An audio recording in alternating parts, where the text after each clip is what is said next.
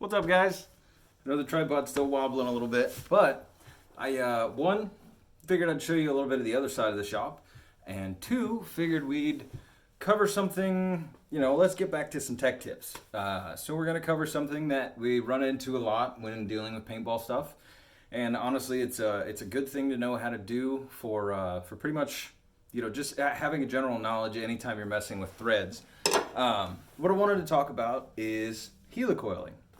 So, for example, when we're working with paintball stuff, a lot of this is going to be aluminum, except for some of your hardware parts, sears, trigger plates, with cockers, stuff like that. There is still a lot of steel out there, but for the most part, like your bodies, your frames, a lot of that stuff's going to be aluminum. So, aluminum is a pretty soft, porous metal.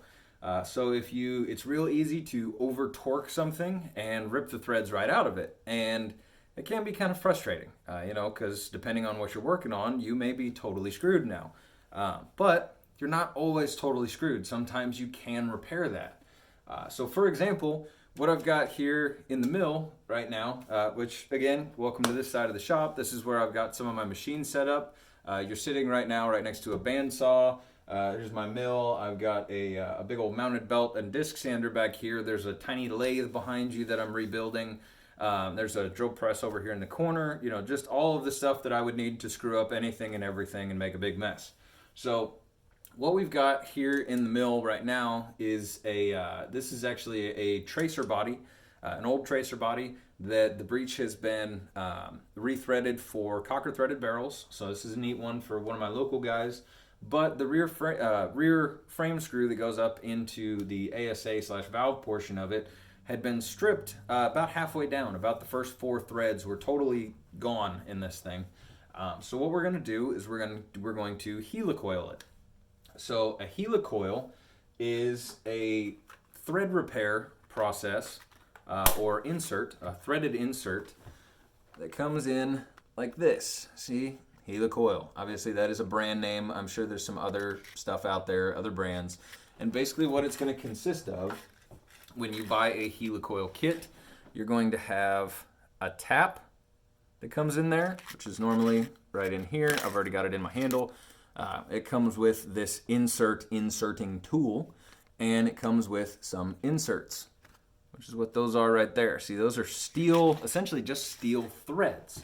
Okay, so this, for example, was a 1032 threaded screw. So we're going to basically shave the threads out and put new threads into it. Okay, so let's start at the beginning. So we have our body, we have whatever it is that needs to be repaired. Okay, so the first thing to do is figure out what kind or what thread you're working with. Okay, so when you're talking about threads, there are typically 2 numbers that are separated by a dash or a slash or something like that. You'll have like 1032, for example.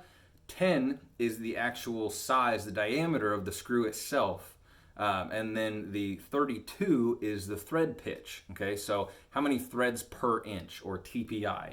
So this one is essentially a size 10, 32 threads per inch. Okay. So the easiest way that I can tell you that I've found to do this, and these are, again, these are one of those tools that if you're going to be messing around and you're going to be repairing stuff, fixing stuff at home, these are awesome to have. I would recommend jump on Amazon and pick you up a couple of these. This is obviously called a screw checker. Obviously, I sure as hell am not sponsored by anybody. These are just really, really nice to have. And basically what this is, you can see here, you have different sizes. This one's a standard. I also have a large metric one as well. So you have the size here on the side as far as the size of the bolt or screw. And then you have the different threads that are typically used in that particular size. Okay. So what you would do, for example, this is the bolt that needs to go into the back of that tracer body. So what we would do is we'd go along and see, okay, so it doesn't fit in the number 6, doesn't fit in the number 8, fits into the number 10. So then we'd go along the side here and try to thread it into these holes. So for example, it won't thread into a 24. It'll start to, but then it binds up. Okay, so that's not the right thread. So then we step over to 1032 right there, and it threads in just as happy as can be. So you can also do this with thread gauges, which are also very, very simple to use. You just kind of match up your thread profile, and then you just know your sizing from there. You can measure that with a micrometer, or not with a micrometer, with a pair of calipers. I guess you could use a mic if you wanted to. But these are super, super convenient to have and make this a lot easier, okay? So now we know I need a 1032 thread. Well, obviously my threads are screwed. So you run up to your hardware store, or a lot of times you can find these at an auto parts store as well, and grab a Helicoil kit for a 1032 thread, okay? So from there, you'll notice right up here, it says drill size or diameter, okay? And I believe that's a, 13/64, okay, right there. So that's the size of drill bit that you're gonna need to drill out the hole. Because basically we have to open the hole up. We have our threads in yay big.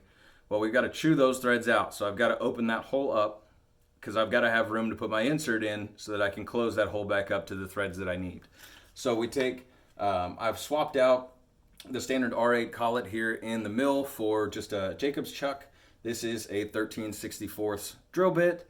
And we went ahead and centered everything, made sure we were nice and square, 100% at a 90-degree angle, and punch this out just barely touching the bottom, because you don't want to punch through on these because it does go into the valve area. Just shave that out to a 13/64 hole. Now what we're going to do is we have to take the tap that is provided with your Helicoil kit, and we need to put threads into this into the hole that we just drilled, okay? So I will probably flip the camera around and we'll show you a little bit about that. All right, so you guys are now full on molesting my bandsaw, which is why we've got the funky angle here, but I wanted you to be able to see what we're doing. Like I said, this is the little dinky lathe that I've been slowly trying to rebuild, even though I can't get a hold of parts due to Corona crap. But so here we have our big old 5-inch bench vise. We've got some aluminum jaws in here so as not to mar up what we're working on. This is also what I had in the mill while we were shaving that hole out. And what we're gonna do is we're gonna take this tap and we're going to tap this hole, okay? So basically we're going to cut threads into the aluminum in this hole. And now from up here, I'll tell you a little bit about it. So there's a couple things when you're tapping holes that you really want to be careful of. The first thing is that lubrication is indeed important, especially when tapping aluminum. Aluminum is a very soft, very grabby metal. So especially if you're working with smaller taps, 440, any of the real small threads, it's very easy to snap stuff off inside aluminum. The other big thing is you want to make sure to check and double check and then triple and quadruple check that you are facing directly down all the time. You want to make sure you're going in straight into this hole, okay? So that's what we're going to do. You're just going to place your tap there, check it from all sides to make sure that you look like you're going in straight. And we're just going to put a little bit of downward pressure and very slowly and carefully start this tap. Now, like I said, I always like to double check every couple threads. Basically, the way that this tap is going to work is it starts out very tapered with a kind of a conical edge on it so that it starts to cut material out of the way so that it progressively cuts more material the further you get up the tap. Now, what you want to do once you have a thread established, you know, 1 or 2 threads in, is then you want to back it off a little bit, okay? Now, what that does is on this tap, there are flutes on the side that don't have any thread. Those are there to catch the chips that are being cut out, okay? If you're just trying to shove threads into metal, it's not going to work. It's going to bind up, you're going to break your tap, you're not going to have a good time anyway along the way. So you want to go in, and with aluminum, this is really important because you can gall the threads. But you go in about a thread, thread and a half, and back it out. I'm going to go in a little and back it out, and in a little and back it out. Now this is also really important in this particular project because the bottom of this is relatively thin aluminum that goes directly into the valve chamber. So if we do end up punching through, then we'll end up with a hole into the valve chamber. And then we've got to plug that, and then we've got to tap the plug, which I have had to do on one of these, and it's nowhere near as much fun as it sounds. So we're just going to clear our chips. Normally this is easier to do if you got like an air compressor, get you an air gun and blow them out there. I don't have a compressor, so it's just kind of the struggles of the home shop here. So then we're going to go back in, and I just want to run it down. Now when you're cutting threads, you're going to have some resistance obviously, but you have to be careful, because if you get a whole bunch of resistance like that right there, I could punch through that. We could make that happen, but we don't want to, okay, because we'd punch through into the valve portion. So right now we've got threads most of the way down, because this is a thread cutting tap, not necessarily a plug tap, which is a slightly different style of tap. A plug tap, okay, so this would be just your standard tap, and you can see how it comes to a point here at the end. This is basically used for cutting threads through an object, not typically all the way to the bottom of a hole. Okay, a plug tap tends to be less pointy here on the end and just barely tapered, okay, so it'll be much flatter and we'll have almost full cutting threads all the way to the end. That way I can cut threads all the way down into the bottom of a hole. Okay, now this, we're gonna double check, make sure we're as far down as we possibly can go.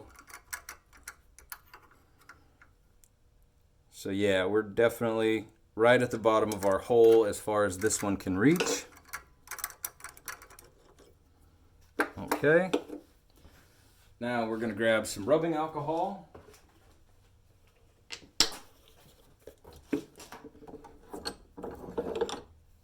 We're gonna flush this out, okay? So we're gonna flush all the chips and that WD-40 out of the hole.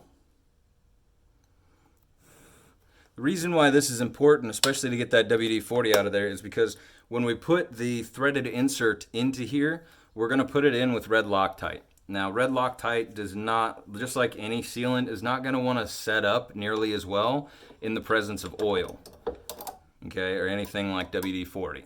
So, stop wiggling, damn it.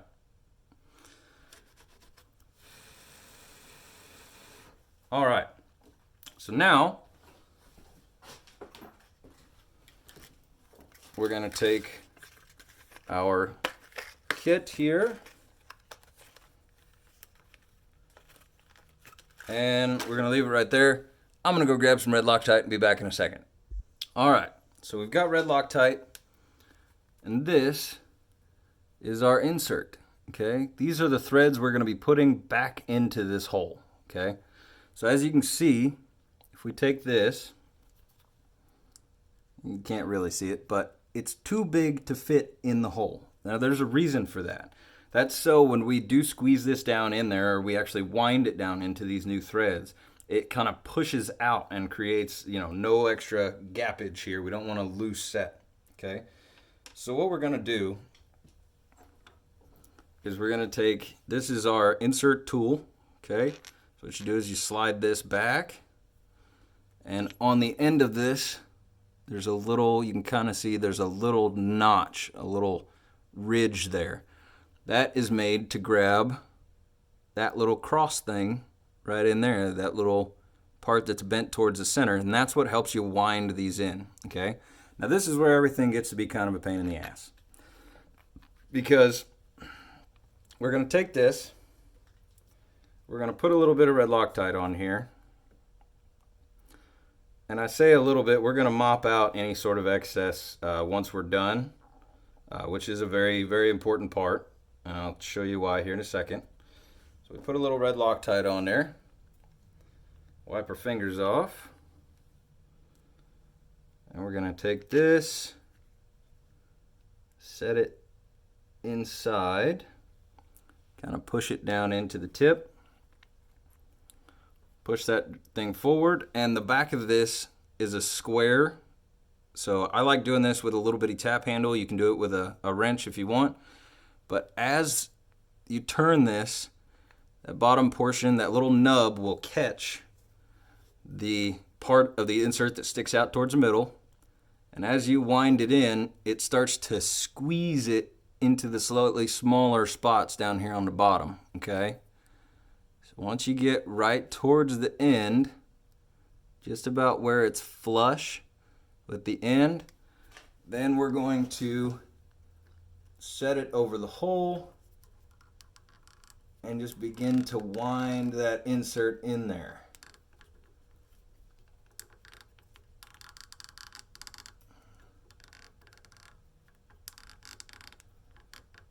Now this is the part that either goes completely to plan or goes to absolute shit.